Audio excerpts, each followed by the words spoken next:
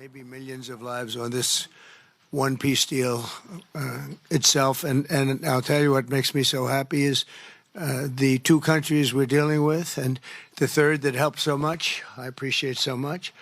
Maybe it couldn't have been done without you, but they really like each other. I'm not used to that when I do these deals. Usually there's a lot of hatred. They liked each other. So it made it a little bit easier. But millions of people are alive today because of this peace treaty. So before I begin, I want to extend our deepest condolences to the Prime Minister, Newton, as well as His Majesty, the King of Thailand, and the entire nation on the passing of Her Majesty, Queen Sirikhet, the Queen Mother, and a beautiful, incredible woman who is so respected all over the world, actually respected. I know the people of Thailand will remember her forever as the embodiment of dignity, kindness, and grace. This just happened. But this is a woman who was so loved and respected. Today we honor the memory by bringing the blessing of peace to the nation she dearly loved. She loved this nation like few people love their nations. This is a momentous day for all of the people of Southeast Asia as we sign a historic agreement to end the military conflict between Cambodia and Thailand. And we're so honored to be involved in that. It was so important to me. Two great countries, but they were going at it. I want to congratulate the two courageous leaders, and that's what they are. They were courageous, who are taking this monumental step. Prime Minister Hun Manet and Prime Minister Newton. I also want to thank Prime Minister Anwar of Malaysia. I called him right at the beginning, and I said, you know, you have two countries that are fighting right next to you. We need a third place. We need a sort of a neutral place, right? And he was there, and I said to him, you know, if we get this solved, I'm coming to your country. And I told the truth, didn't I? A lot of times they say that, and that's the last you ever see. But I felt I had an obligation to come because you were so great, and the two men alongside of you are so great. Historic figures now, really historic figures. So I felt it was an obligation I had. I told it to you. That was about a year ago, and all of this has taken place. It's been so beautiful to see. It had started, and there was a lot of killing. And then when we got it stopped very quickly in this case, some we did in 32 years. It took 32 years to get them stopped. They were fighting for a long time. This was very nasty, but it was stopped very quickly before it started. And the two leaders have great respect for each other. But the Prime Minister played a very important role in helping convene the two sides for discussions here in Kuala Lumpur. Earlier this year, an armed clash broke out along the border of these two countries. Really ancient countries by most standards. They've been long time, tremendous cultures, resulting in numerous deaths and thousands and thousands of people displaced from their homes. It was starting because of America's strong commitment to stability and peace in this region and every region where we can do it. My administration immediately began working to prevent the conflict from escalating. I held phone calls with both leaders. I was actually at Turnberry in Scotland when I did this.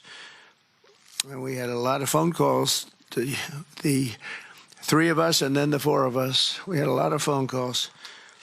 It was a beautiful day. I remember how beautiful it was. Turnberry is a great place, but I said, this is much more important than playing around the golf. So we sat there all day long making phone calls, and it was amazing the way it came together very quickly. I mean, really very quickly.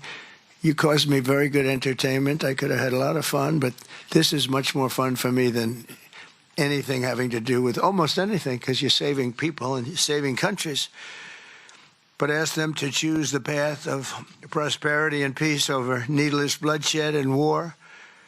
At the end of July, after extremely productive discussions, we reached a ceasefire agreement. And now these gentlemen, and they really are gentlemen, high-quality people, both went to college in the United States, and now these gentlemen are about to sign what we're calling the Kuala Lumpur Peace Accords, good name. Both countries are agreeing to cease all hostilities and work to build good neighborly relationships, which they've already started. 18 Cambodian prisoners of war will be released, and under this agreement, observers from ASEAN countries, including Malaysia, will be deployed to make sure that the peace prevails and endures. I have no doubt that it will. We have another situation like that right now in the Middle East, and Gaza. You might have read a little bit about Gaza, and that's another one we're very proud of. But we have a lot of people watching that. A lot of people. I think this is a much different kind of a thing. The two countries are getting along really well. Today, alongside this peace treaty, we also are signing a major trade deal with Cambodia and a very important critical minerals agreement with Thailand. The United States will have a robust commerce and cooperation transactions, lots of them, with both nations as long as they live in peace. And I really feel that when we make deals, we see two countries that we do a lot of business with. We do a lot of business with both of them. We have to use that business to make sure they don't get into wars. But this is going to be a very long peace.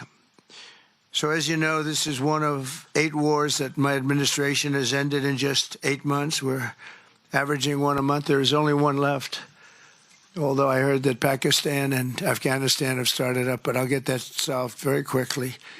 I know them both, and the Pakistan, the Field Marshal and the Prime Minister are great people, and I have no doubt we're going to get that done quickly. That one started up a few days ago.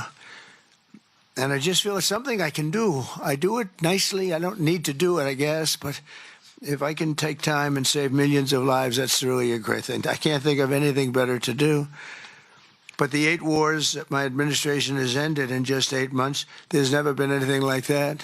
Never. There never will be either. I can't think of any president that ever solved one war. I don't think anybody. They start wars, they don't solve them. So nothing like this has been done in history, and it's an honor to be involved. On behalf of the United States, I'm proud to help settle this conflict and really develop good friendships, including people that work with each team. Look at these very distinguished people, except for my people. My people are much less distinguished, but they're very good. But look, my people understand the joke. But look at these very distinguished people, and I've gotten to know them. I want to thank Marco Rubio for being here. He was great. You always help. He's born for this job. He really was. He was born for this job. Secretary of State Jameson, thank you very much for all you did on helping, too.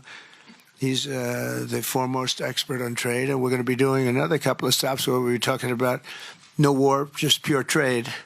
We'll be talking to President Xi and a day. We'll be stopping at Japan. We'll be stopping at South Korea.